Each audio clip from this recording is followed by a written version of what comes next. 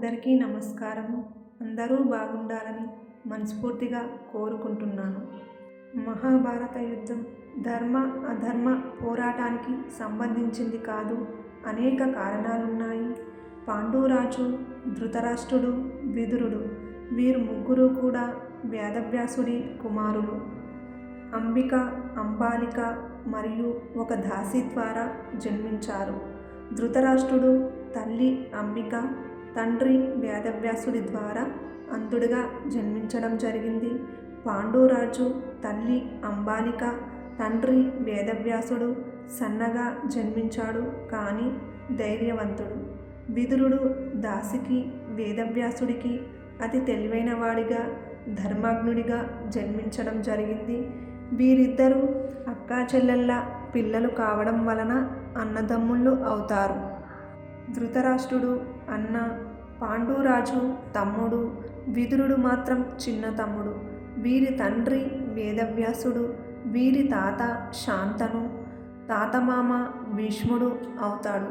హస్తినాపుర రాజు విచిత్ర వీర్యుడు మరణించాక వంశం నిలబెట్టడానికి ఆయన తల్లి సత్యవతి తన కుమారుడైన వేదవ్యాసుని పిలిచి నియోగ విధానంతో ఈ ముగ్గురిని పుట్టించాడు. ధృతరాష్ట్రుడు అంధుడు కావడంతో రాజ్యానికి అనర్హుడు అనిపించి పాండుని రాజుగా ప్రకటించారు. తరువాత పాండు వనవాసానికి వెళ్ళిపోవడంతో ధృతరాష్ట్రుడు రాజ్యాన్ని పరిపాలించవలసి వచ్చింది. పాండురాజు ఒకసారి అడవిలో వేటకు వెళ్ళాడు. అక్కడ ఇద్దరు హిరణ్య దంపతులు అనే మునులు జంతువుల రూపంలో అంటే జింకలుగా తపస్సు చేస్తున్నారు. పాండురాజుకు వారు ఋషులు అనే నిజం తెలియక జింకలు అనుకొని వారిని విల్లుతో వేటాడి చంపేయడం అనేది జరిగింది.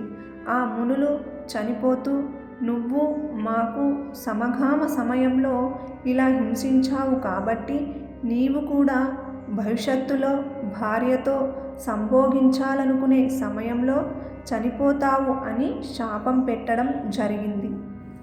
పాండు ఈ శాపానికి భయపడి తన రాజ్యాన్ని అంధుడైన తన అన్న ధృతరాష్ట్రుడికి అప్పగించాడు.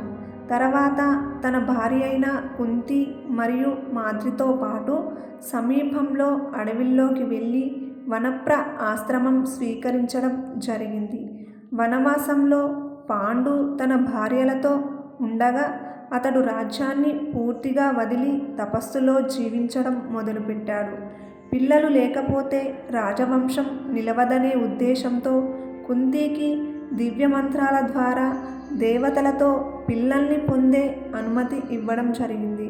ఇలా పాండవులు యుధిష్ఠిరుడు, భీముడు, అర్జునుడు, నకులుడు, సహదేవుడు జన్మించడం జరిగింది. ఒకసారి పాండు తన భార్య మాద్రితో ఉండాలనుకున్న సమయంలో శాపాన్ని మర్చిపోయి ఆమెను అత్తుకుంటాడు. వెంటనే శాపం పనిచేసి ఆయన అక్కడికక్కడే మరణించడం జరుగుతుంది. వెంటనే మాద్రి కూడా తన ప్రాణాలను భర్త చనిపోగానే త్యాగం చేసి ఆమె కూడా చనిపోవడం జరుగుతుంది. ఇక పాండురాజు తన యొక్క చెల్లి చనిపోగానే కుంతిమాత తన కుమారులను తీసుకుని హస్తినాపురానికి రావడం జరుగుతుంది. ఆ తరువాత పాండవుల పట్ల అనేక అన్యాయాలు చేస్తుండేవారు కౌరవులు. ధృతరాష్ట్రుడు తన కుమారుడు దుర్యోధనుని పట్ల అత్యంత ప్రేమతో ఉండేవాడు. అతను చెప్పిన దాన్ని అనుసరించేవాడు. ఈ కారణంగా పాండవులకు అన్యాయం జరిగేది. ధృతరాష్ట్రుడు ధర్మాన్ని తెలుసుకున్నప్పటికీ ధర్మాన్ని అనుసరించటంలో ధైర్యం లేక నిష్పక్షపాతంగా పాండవుల పట్ల వ్యవహరించేవాడు. ధర్మానికి నిలువెత్తు రూపమైన విదురుని సలహాలను చాలా సందర్భాలలో అనుసరించక అన్యాయంగా ప్రవర్తించేవాడు ధృతరాష్ట్రుడు. క్షత్రియ వంశంలో మొదటి కుమారుడైనటువంటి ధర్మరాజునకు ధృతరాష్ట్రుడు రాజ్యాన్ని ఇవ్వకుండా దుర్యోధనుడికి మద్దతుగా నిలవడం యుద్ధానికి మొదటి కారణంగా నిలిచింది.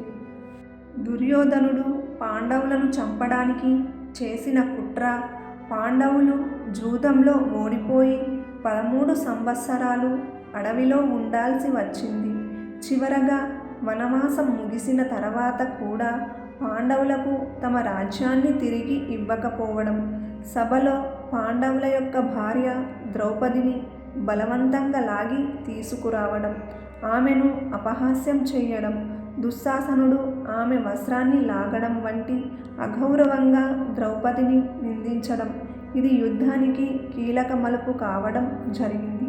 అయినప్పటికీ శ్రీకృష్ణుడు తాను స్వయంగా శాంతిపరచడానికి దుర్యోధనుడి దగ్గరికి వెళ్ళాడు. కనీసం పాండవులకు ఒక్క గ్రామమైనా ఇవ్వమని కృష్ణుడు కోరడం జరిగింది. కానీ ఇక్కడ దుర్యోధనుడు ఒక్క అడుగు భూమి కూడా ఇవ్వనన్నాడు. కృష్ణుని తన వశం చేసుకోవాలని అనేక ప్రయత్నాలు చేశాడు. దుర్యోధనుని అహంకారం, అధికారాన్ని పోగొట్టుకోకూడదని చేసినటువంటి దుర్మార్గమైన ప్రయత్నాలు ఇవి యుద్ధానికి దారితీశాయి. పాండవులు చివరి వరకు యుద్ధం వద్దని కోరినా కూడా దుర్యోధనుడు ఒప్పుకోకపోవడంతో చివరికి న్యాయం కోసం పాండవులు రెచ్చిపోవడం అనేది జరిగింది. ఈ వీడియో నచ్చినట్లయితే లైక్ చేయండి, సబ్స్క్రైబ్ చేసుకోండి, కామెంట్ చేయడం మర్చిపోకండి.